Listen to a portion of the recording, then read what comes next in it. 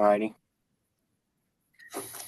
Okay, so we'll start our meeting with learning activity 2.2. And Chris, you said you have up the... Yeah, learning activity 2.2, analyzing diagnostic impression of Maria. Number 1, characteristics of acute stress disorder according to the DSM. Do we want to go into that, or you want to read all the questions? Let's just start with that one, I think. Not to take over the meeting, but let's start with that one. All right. You want me to go over the acute stress disorder, or somebody else have that up? Anybody have that? I'm trying to find it, but these. All right, I got it right here. So, acute stress disorder, diagnostic criteria F43.0. Exposure to actual or threatened death, serious injury, or sexual violence in one or more of the following ways. Directly experience the traumatic events, witnessing in person the events as occurred to others, learning that the events occurred to a close family member or close friend. Note, in cases of actual or threatened death of a family member or friend, the events must have been violent or accidental. Number 4, experiencing repeated or extreme exposure to adverse details of the traumatic events, e.g. first responders collecting human remains, police officers, etc. So I think what she witnessed her boyfriend get killed, correct? Yeah. Maria was looking out the window and seeing, was it Tony? Yeah, Tony during a game fight. Yeah. So she meets the criteria. Yeah. Then it goes into the intrusion symptoms, recurrent, involuntary, and intrusive distressing memories of the traumatic events. Does she experience any of that? Yeah, so her roommate says like she hears her in the night, so she's having nightmares. And I think Maria, talks about that. Didn't she say something about having trouble sleeping? Mm-hmm. Yeah. Yeah. All right. Number 2 in intrusion of symptoms. Intrusion, I guess, means things that you really don't want to happen. Recurrent distressing dreams in which the content and or effect of the dream are related to the events. There's a note here, in children there may be frightening dreams without recognizable content. So did Maria talk about having bad dreams? I thought there was like a lack of sleep. There was something. I got chapter 5 up. I don't have it up. There was something about nightmares, but I don't think it said anything specific to the dreams, just that she would I just listened to this on my run, her case story, and I'm trying to remember the exact detail. Yeah, I don't remember anything about dreams per se, but I think there was something about sleep interruption. Am I making this up about the nightmares, guys? I felt maybe I just got trouble sleeping. I put that, but I also said nightmares. I thought that her roommate said like she could hear her screaming in the night or something like that. Let me try to. That could be plausible. And maybe I just, right, assumed that that's what that was indicating. Yeah. I have the book on my phone, so I'm trying to get it. 172, it just says sleep difficulties when it says her client or the client concerns. Okay. So nothing about bad dreams. I don't see it on here. But. All right. Number 3, dissociative reactions, e.g. flashbacks, in which the individual feels Can I interrupt 1 second? It does say Anita said that Maria does not sleep very much, but that when she does, she hears her calling out in the apartment during nightmares. There you go. See, I'm not crazy about it. So yes, she does have nightmares, apparently, and we don't have any kind of like details about what's happening other than her roommate hears her making some kind of noise during these sleep disturbances. I guess that's the same. Go ahead. So, as this is a reference guide, I should have read that, like, we're going into intrusion of symptoms, negative mood, dissociative symptoms, avoidance symptoms, arousal symptoms.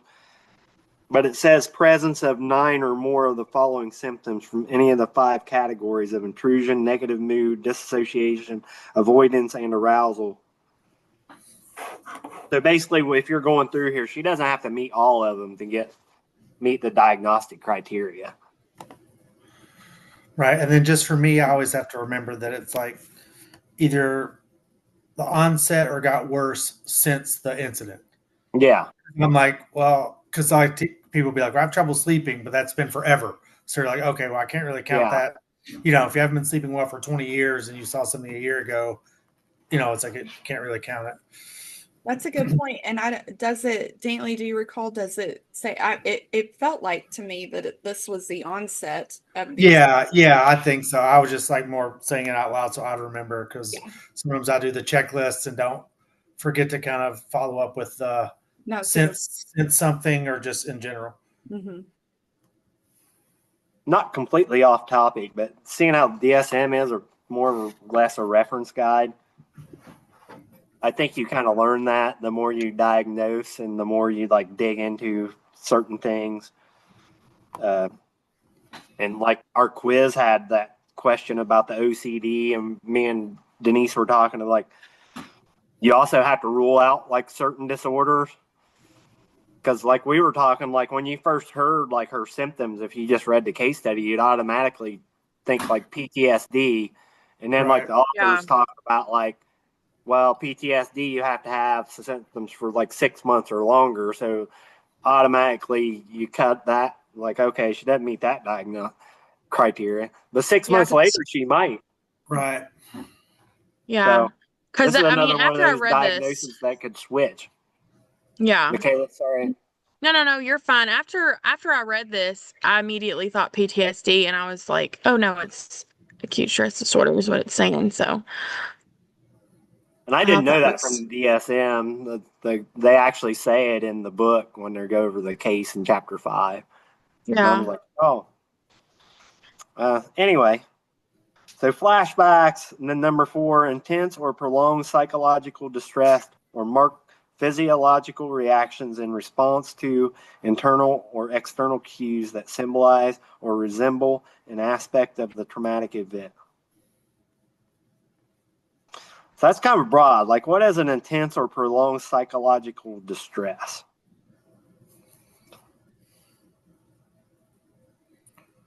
Like, I know he talked about like her coming in not well kept. Isn't that something that was said? Or she's not dressing, or. But it's also it's been like 3 days, right? Or so, I don't know. It was a short amount of time. So that seems very objective to me. So. But it says intense or prolonged. So it could be a matter of time or it could be a matter of intensity. Yeah. But yeah, that's pretty ambiguous. Like, because I do think, you know,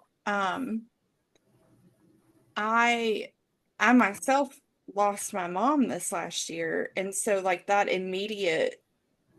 those first few days are super duper intense, no matter what. And also I think people handle it differently. Sorry, Aiden, were you going to say something? No, you're fine. Sorry. My dog's like whining. Just your dog's making noise. So I guess like, and again, I'm not in the field yet. So how do you kind of differentiate between that is this kind of, Isn't that, like I said, it's pretty ambiguous. Right. Yeah. And then like it touches on a bit in it, like how does grief fall outside this scope, like versus like, you know, just the normal non-pathological reaction to a death. It's like I think that's the hard part of why it doesn't always meet a DSM criteria for a traumatic event, just because it's like, yeah, But it also kind of you have a normal grief response, so you might not do those things for, it's like the course of time, I guess. Mm-hmm. I think kind of a rule of thumb here is like some of this stuff as you go through, like if you are asked to describe fire to an alien, you'd probably have a pretty hard time doing it, but you know what a fire is if you see it. So like you might not know it intense or prolonged psychological distress, but if something like they're pulling out their hair, or they started cutting themselves, or like something like you're going to know it when you see it, but it seems kind of vague now, but then you like get to that part and you have an actual subject in front of you, and then you're going to be like, well, that demonstrates some intense or prolonged psychological distress. Like you're going to know it when you see it, but you might not be able to just come up with it off the top of your head. Right. In the book, I noticed that it said in one of the chapters, it said, for example, someone who is grieving after losing a loved one might feel very sad, lose interest in things, have trouble sleeping, or find it hard to concentrate. While these symptoms may look like depression, that doesn't mean that the person has major depressive disorder. Yes. Which I thought kind of connects to the situation with Maria. I think you're correct. And that also goes with duration. Like what's a normal human reaction, and then like this, like acute stress, when does that turn into PTSD? Like when does it get to the point where it like meets a different diagnosis criteria? Yeah. But all good points by everybody. So then these are all the bold types, but negative mood, persistent inability to experience positive emotions, e.g., inability to experience happiness, satisfaction, or loving feelings.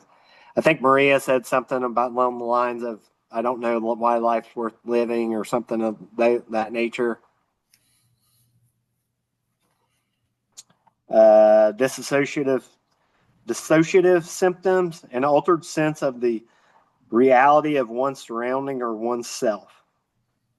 For example, seeing oneself from another's perspective, being in a daze, or time slowing. And I interrupted you there. I'm sorry, but I think that was like her strongest symptom. Like she identified it. I think her friend identified it. That I think if I remember right, she said like she felt like she was watching her life from another point, kind of thing. Yeah, just the fact that it has dissociative and kind of like outer body, like something that's not, you don't feel like yourself, or you feel like you're living in a dream, or and then inability to remember. Daze.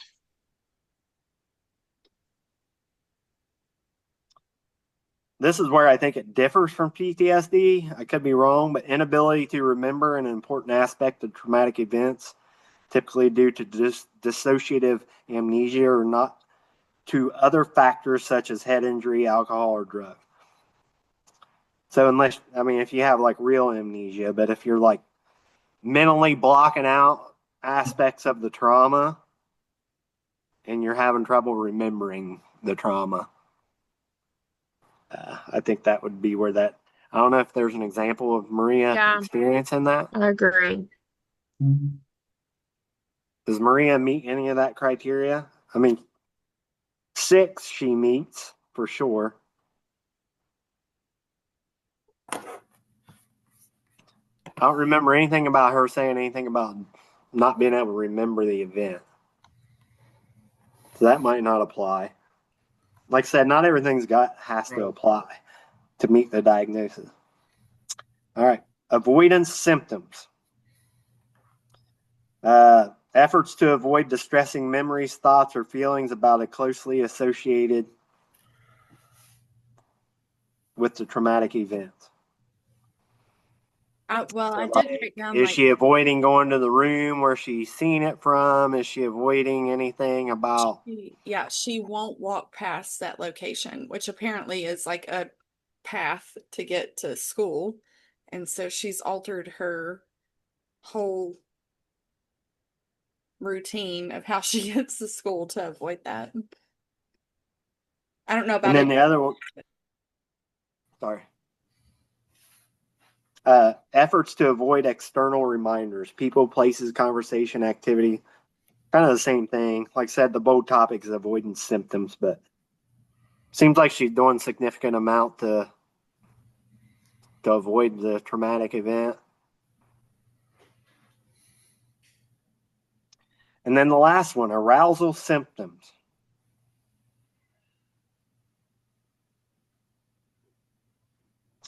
Sleep disturbance, Yeah, the sleeping problems. Mhm.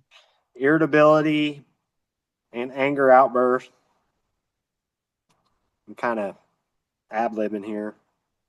Hypervigilance, problems with concentration, exaggerated startle response. And then it goes on. Duration of the disturbance from criterion B is 3 days to a month after trauma exposure. So she meets the 3 days. So I guess if it happens within 2 days, then that's a normal trauma event. And then if you're over it by day 3, you're good. Is that what it's saying? That's what I'm getting. Yeah. Symptoms typically begin immediately after the trauma, but persistence for at least 3 days and up to a month is needed to meet disorder criteria. Then it goes into D. Disturbance causes clinically significant distress or impairment in social, occupational, or other important areas of functioning. And I always think that's a big part of, like, when you're getting into like the problem area, when they talk about the inverted triangle, like they're having these symptoms, but how much is it really like affecting their everyday life? How are they coping with it? I think there's one last blurb here. And the disturbance is not attributable to the psychological effects of a substance.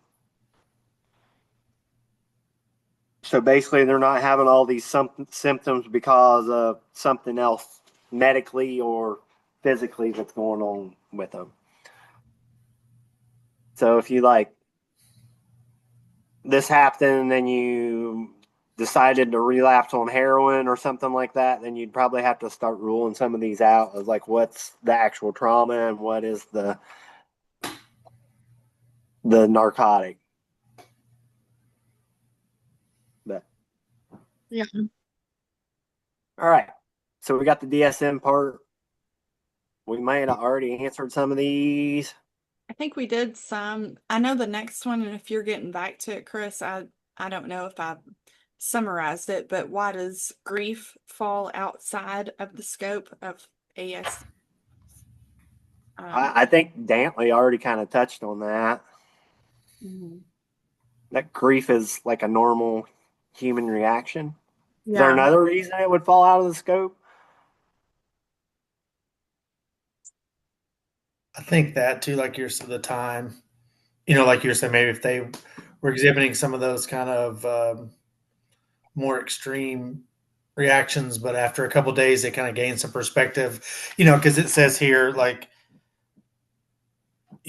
seeing my boyfriend die, I don't even want to bring my baby into this world. I mean, if you said that the day after someone died, it might be like, yeah, you're going through it. But after 3 or 4 days, okay, you've still traumatized, but it's like you've gained perspective and go, okay, now I'm going to focus on my kid and making the world the best I can do it, versus after 4 days continuing to say, I don't want this kid in my life. It's like, wow, that's like you were saying, when you see it kind of thing after, that the next day you might be saying some of those extreme things, but hopefully after a week, you're kind of like, okay, Gotta get going. Calm down. Yeah, exactly. Number 3, I think we touched on this a lot, but what do we know about types of symptoms she's experiencing, life events, timeline of her difficulties? I mean, she's got a lot. I mean, she basically just moved there, right? I mean, she hadn't been there that long, so she's already got some transitional issues. Uh, isn't she Hispanic? Is that correct? Yeah, Hispanic she or is. From Puerto Rico, and So she's already, cultural. yeah, she's already had pressure from her parents, for one, to not even be there. They've got their whole like mindset on what she should be doing, and so she's already outside of what's acceptable from her, family um mindset of it, and that's stressful enough. and And now she's pregnant, not married, and right. Mm. the father of the child is killed, not in front of her, but she can see it. And then you kind of already just went into this, but social cultural considerations, how the counselor addressed those. I think this goes into chapter 5 where they're talking about certain aspects of the Hispanic culture and like how like their grief process might be different and like things to be aware of. It's not coming to me right off the top of my head, but I know there was at least a couple paragraphs where they went into the cultural dynamic of, what's normal for our culture might not be normal for someone else's. So just things to be aware of. Well, and if I can sidebar just a minute on that and reel me back in if you want. It's even deeper because like even within cultures, there's just family things, you know what I mean, that are and are not acceptable in each family, regardless of what the culture is. So I think there's some of that to kind of deal with too. And I don't know, I've never been in the field, so I don't know how you deal with that or how you kind of separate it. And I'd be interested if anybody's got experience or thoughts on that. I mean, I can go into my small, like, rude awakening to life. And it was going to Kentucky for my grandpa's funeral, and they did a wake. I'm from Ohio. We don't do wakes. I'm like, what are we doing? We're staying up all night with, like, so there's like, but then like other cultures, like, really believe they can talk to their dead and like have like every year they go and put shrines and food and things. So like, when is it going to be like, I'm talking to my grandpa, and like, when is that like, okay, you're schizophrenic, or when is that like a cultural like, hey, this is what they do. Like, you need to be aware of like, this is a tradition. They probably really believe they're having these conversations, and maybe it goes deeper than our understanding. But I know in Maria's case, they went into some specific stuff to her that I can't remember right offhand. Yeah. And my brother-in-law, he's Guatemalan, and I remember him telling me that in his culture, they're expected to move on quickly from death. They don't really get like they kind of do like a little ritual thing that they do, and then that's it. Then they just move on. Yeah, in Japan, it's almost like celebrated, like Yeah. so like. Yeah, and I know, like, in Celebration contrast, of life. friends, I've got Jewish friends and they sit Shiva, where it's like you stay in the deceased person's house for 7 days and they cover all the mirrors because that would be considered vain. And you have to sit like low to the floor to represent grieving. And like the whole family will stay there all together and it's kind of like that, like you do all your grieving in that 7 day period, which is kind of formalized. And then that's it. You kind of move on from there. So like just the vast difference in cultures as well. And that, I think you made a good point when we were talking about like what are psychological distressors. If somebody just came to you and you weren't culturally aware, and like, oh, I covered all the mirrors in the house, and you're like, Yeah, right. What's this person doing? Like, I think you need to, like you said, you're going to know it if you've seen it, but you need to also be culturally aware. And Yeah. if you don't know, ask somebody that does. Right. I would jump to a conclusion. That's the point of the DSM being a reference tool, right? It's like here's some general kind of guidelines to follow, but also there's a lot.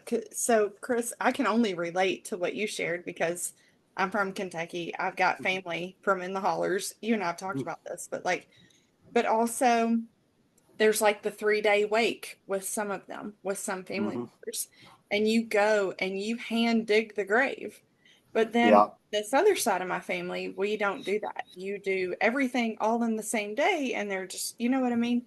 And so again, even within a culture, the family, it's just so different. Like just from my mom and my dad's side of things are so different, even though it's same cultures overall, just different things. And so I think, again, going back to the DSM being a reference, it's like, okay, let me find out more about, okay, why do you destroy or hide all the mirror? Not destroy, but like hide all the mirror. Why are you doing that? What's the purpose of that? Like just learning more and like having that rapport, that relationship with somebody that lets you know a little bit deeper of the whys of it. Right. Also feel like being culturally aware as a counselor, whenever you have a client, it kind of helps you, like, not misdiagnose too. Which I think is really important because that would Or be, overdiagnose. yeah, that too. That kind of goes into our pharmacology where Yeah. over diagnosis and over medication. Misdiagnosis, yeah. Yeah. Yeah. I think that wasn't that one of our topics, like the overdiagnosis of ADHD? But It was the first one. It was right on the first one. Yeah. so anyway, we'll put that squirrel away for the moment. Advantages of diagnostic impressions on the work with Maria and any disadvantages. So Advantages. I What sorry. is her diagnostic impressions?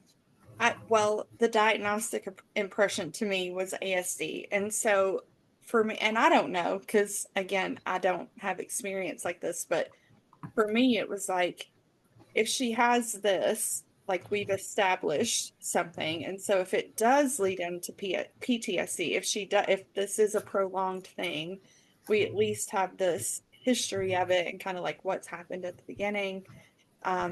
Or if things change or whatever and so at the end of it, she chooses not to continue with treatment. So if she comes back and she does continue or does want to start treatment again, and like let's say it's 7 months down the line, she's got this kind of historical, here's when the onset of this began.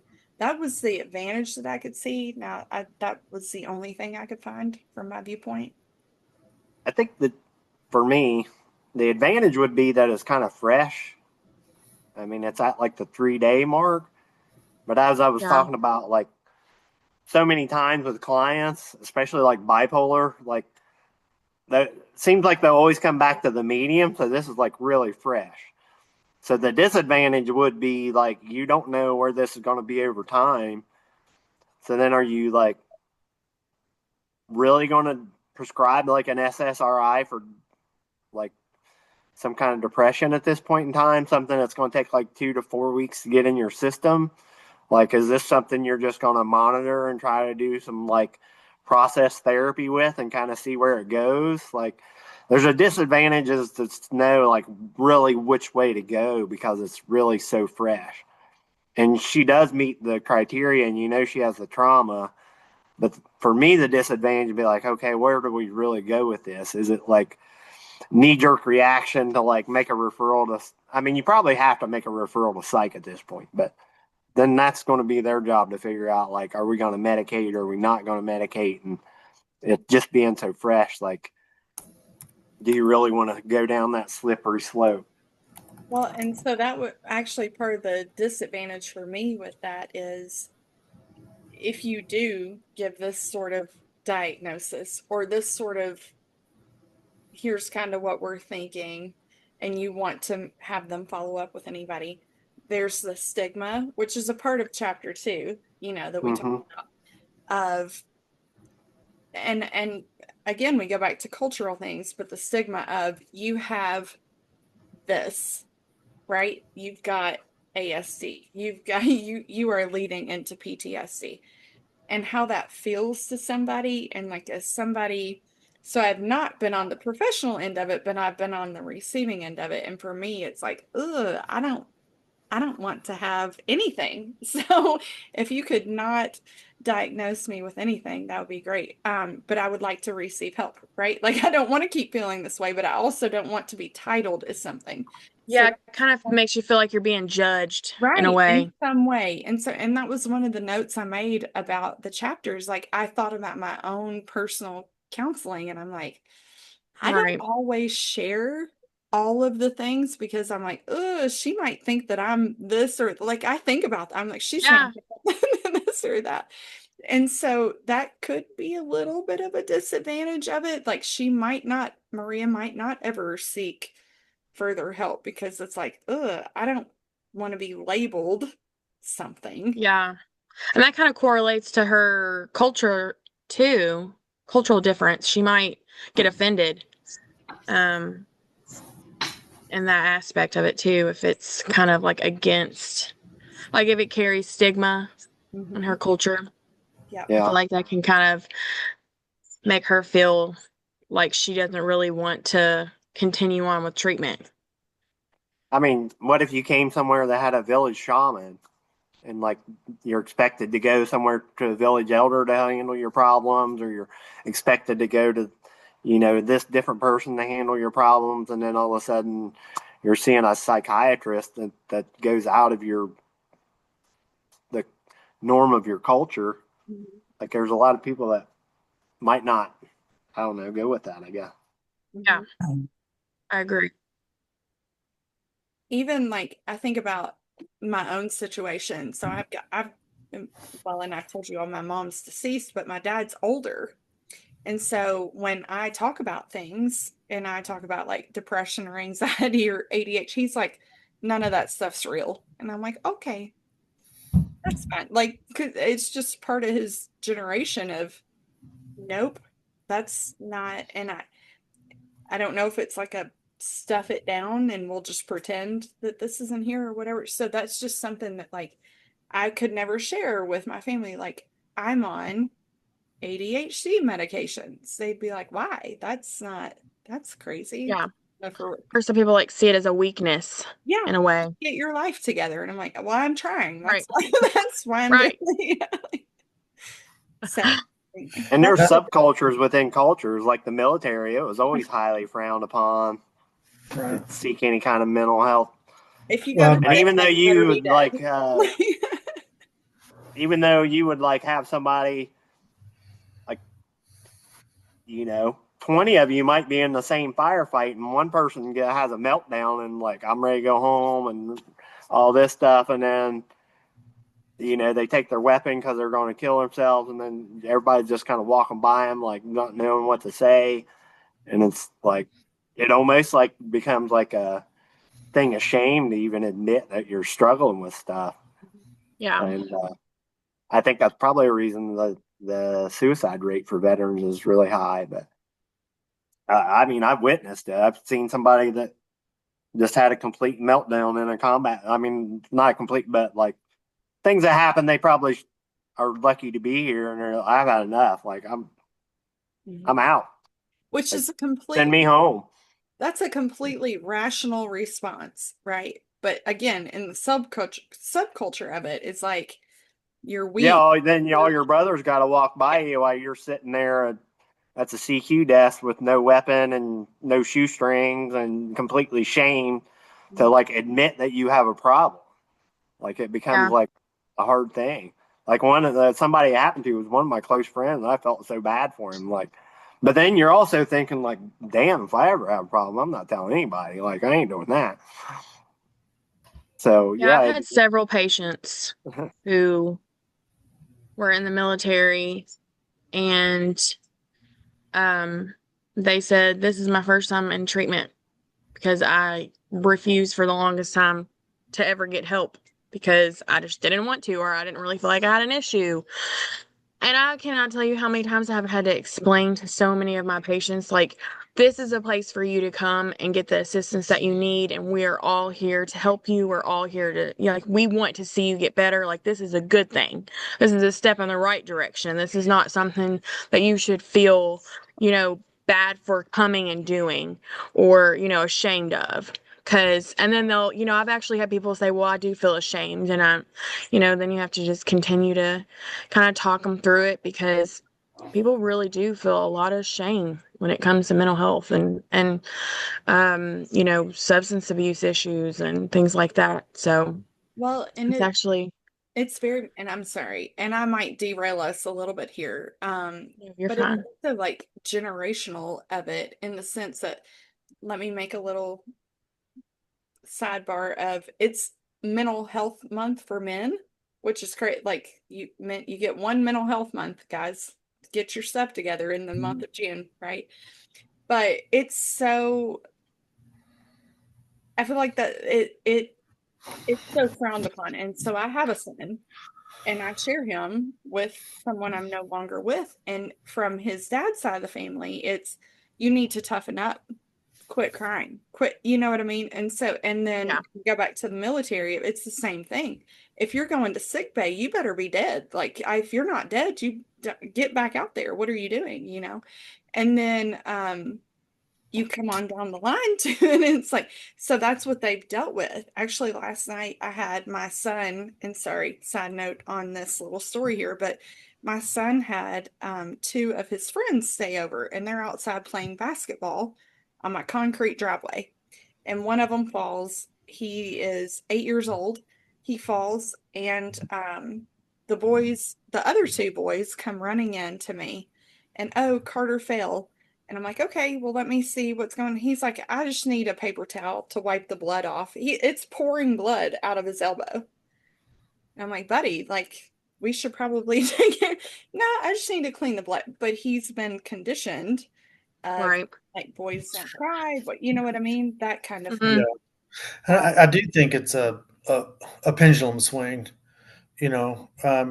Probably a little bit older than most of the people here, but was military too, ex-military, and raised in that southern, like, you don't, you go to someone's house and you wouldn't even say you're thirsty. You just you're kind of piped down. But then, you know, like we said, just this may be anecdotal, but the pendulum swings. You also don't want to not teach people resiliency.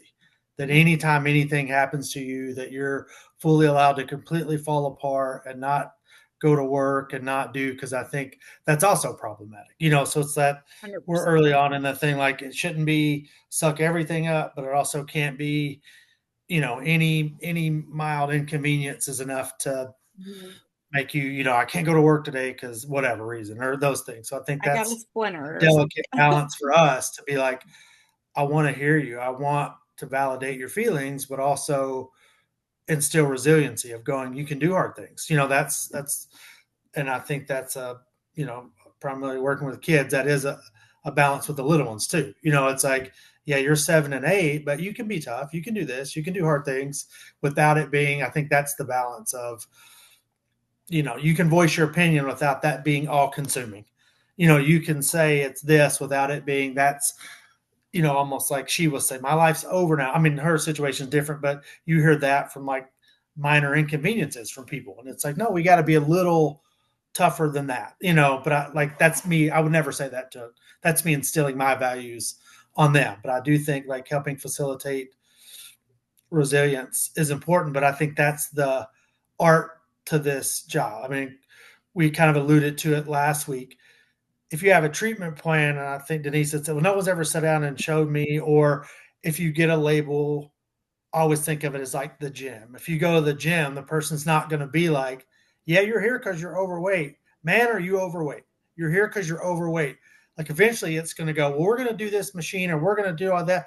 And it's not so much about, I know in the initial it might be, but it's not so much about constantly telling you your label. It's about, here, this is going to make you feel better. This is going to help you reach your goals. And I know Chris last week said it doesn't matter because the client's coming up with those goals. So presumably if they're coming to the gym or they're coming to us, they want to get something out of it. They're here of their own volition, hopefully. So it's like, well, what do you want to get from this? Let's figure out how to get there without it being like, you're here because you have PTSD. You know that, right? I mean, like, obviously we would never do that. So it's like the art of being like, I acknowledge you have this. These are your symptoms. We're going to focus on getting you where you want to be in that graceful manner, I guess. I don't know, like, Dantley, you probably do this all the time, but like I've had like a million motivational interviewing classes and whatnot. But my last semester, we had a motivational interviewing class. And our last session, you had to demonstrate a confrontation with your client. But it's not a confrontation like, hey, you realize that eating like 600 donuts a day is not going to lose you any weight.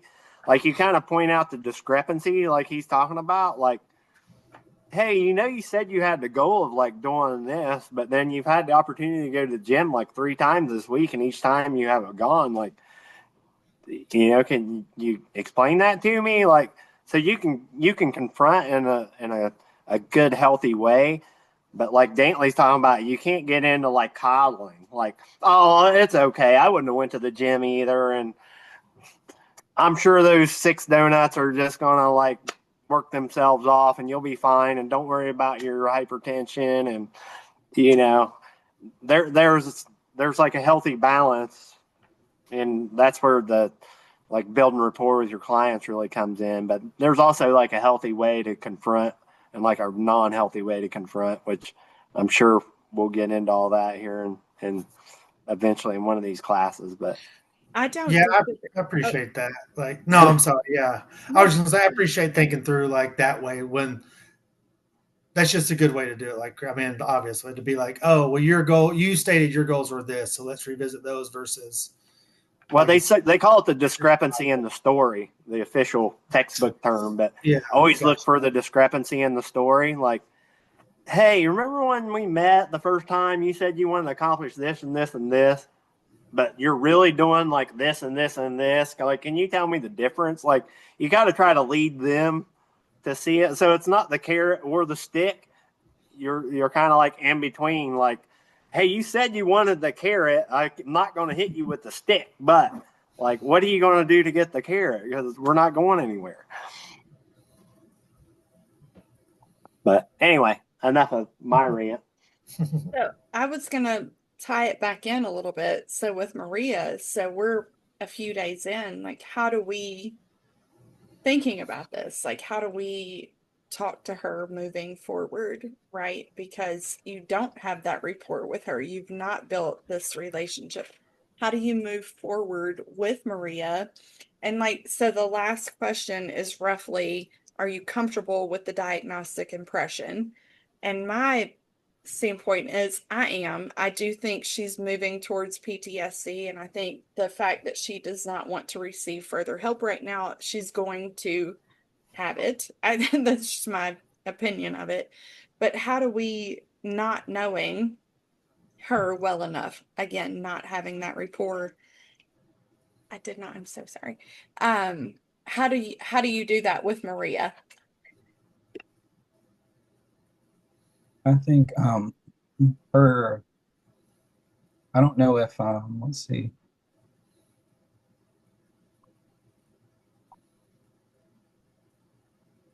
One of her family members, her cousin like urged her to stay like in New York. I don't know if any of the family members were there like during the session when she agreed to like come back for counseling, but if she was okay with like having like her family member or friend, whoever she's comfortable with, like be there during the session or like to come in like after the session to talk about like follow-up stuff, like that might make her feel more comfortable if they're there to like support her and give their input as well.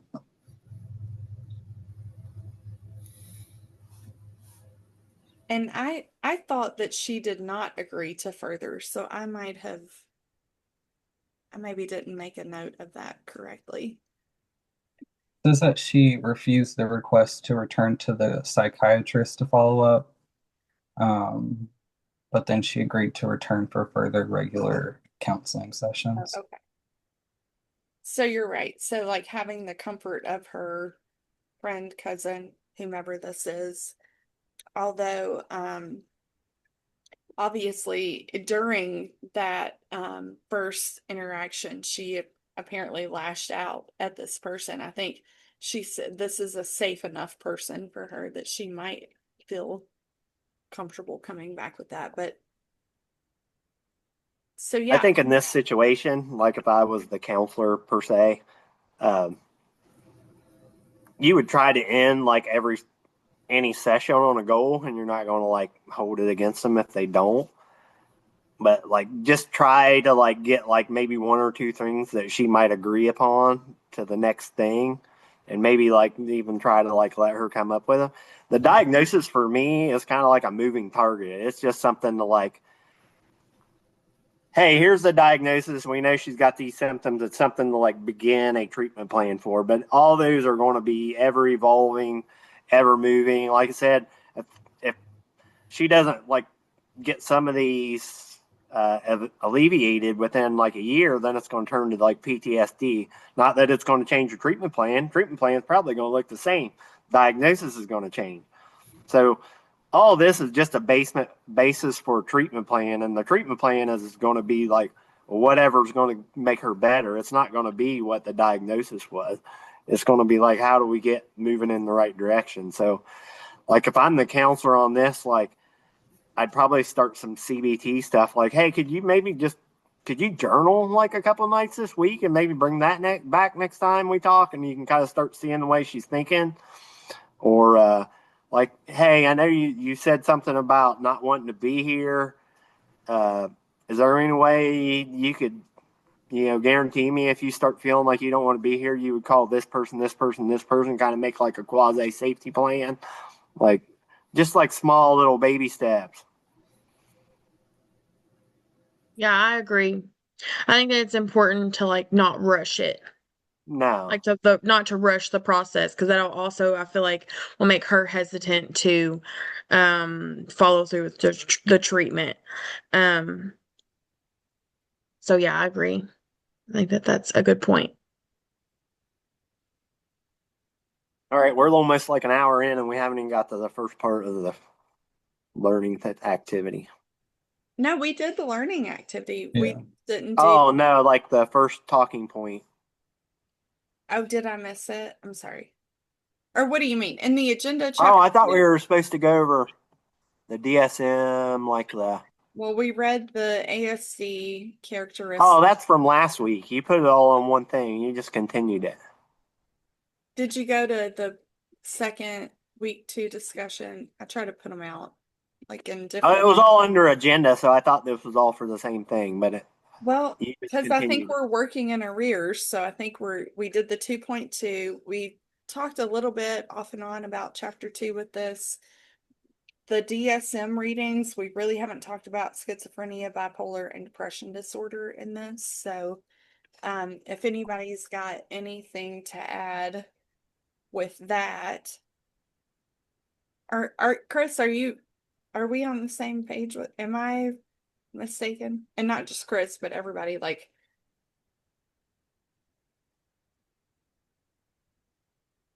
Reading through the agenda, did we cover everything? That's all I need to know.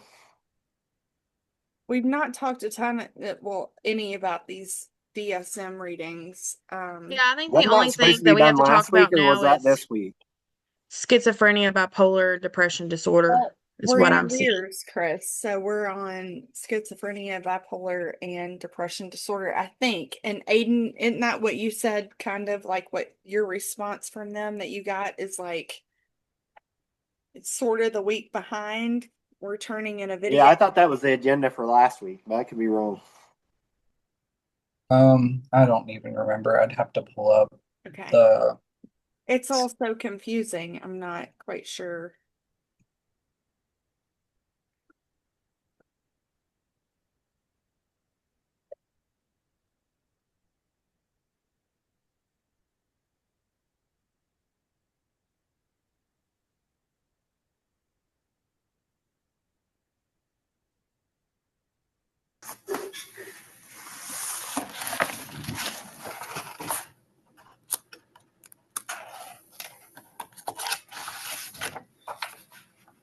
I really think, though, either way, unless we've got questions about the DSM, which I don't, my only question is like, does anybody else think about people in their life and they're like, oh, they they have this. Oh, is that just me? It's like, oh, well, they're 100%. No, I definitely think that my sister has bipolar disorder. I've already diagnosed her. Right? Yeah. I say sometimes it's really funny in my own personal therapy, and I have to be careful because my son's down here, but I'm like, oh, yeah, 100% my ex-husband has this. I'm like, unprofessionally, I'm diagnosing he's Yes. these things.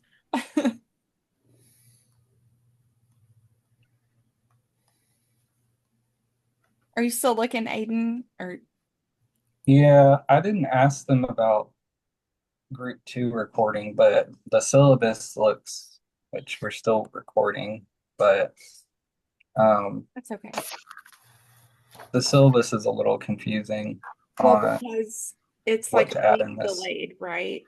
So, because it says include this, but I think Yeah, the that's response was to include it in the following week. That's why we did learning activity 2.2 in this, right? I think. yeah. For week 2, it says discussion group recording 1 was due, which was the other recording. And then it says learning activity 2, exercise 2.2. And it says include this. But I Yeah, thought he but responded to you that it goes in the second I video. don't. I think it was something else she was talking about. The emails weren't really too clear, but Okay. Well, I think as long as we're talking about something, it'll be fine. Yeah. And we can get further clarification after this video. I think we've covered what we thought we were supposed to. Yeah. Anybody got other? Dantley, did you find something? I was just looking at the thing. It just, yeah.